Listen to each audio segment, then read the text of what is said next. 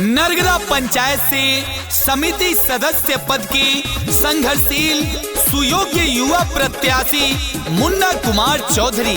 ए भैया ए चाचा, अब की बारी नरगदा पंचायत से समिति सदस्य मुन्ना कुमार चौधरी के बनावे के बा।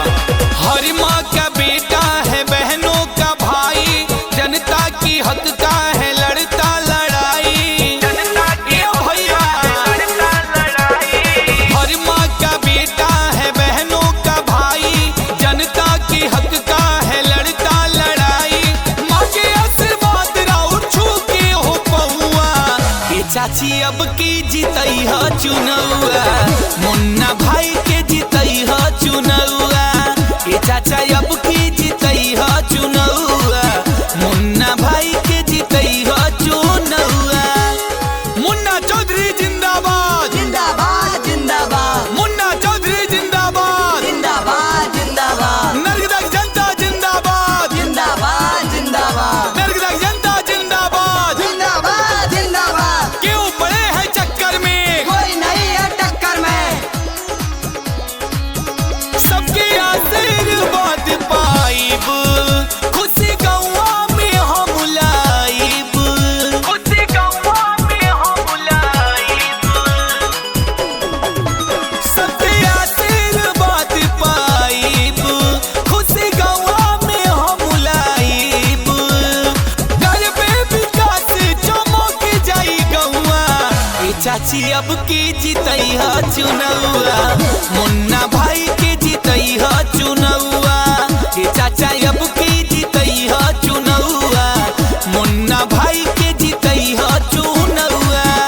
ये भैया ये चाचा मुन्ना कुमार चौधरी के नरगदा पंचायत से समिति सदस्य बनावे के बा। तो रउआ सब लोग दिल से सपोर्ट करी जा, मुन्ना चौधरी के वोट करी जा। सुख दुख में रहुआ सबके साथे हम खड़ा रहब, साथे हम खड़ा रहब। नेता ना बेटा बनी के सब कर सेवा हम करब। हाथ जोड़ कहे रहुआ घर के बेटौआ, ए चाची अब की जीतई है चुनौआ, मुन्ना भाई के जीतई है चुनौआ। ये चाचा अब की जीतई है चुनौआ, मुन्ना भाई के जीतई है चुनौआ।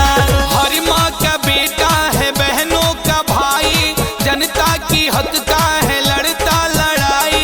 ए भैया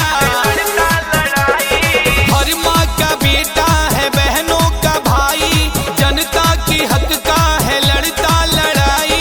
माँ के आशीर्वाद राउर छू के हो पहुआ, ये चाची अब की जीतई है चुनौआ, मुन्ना भाई के जीतई है चुनौआ।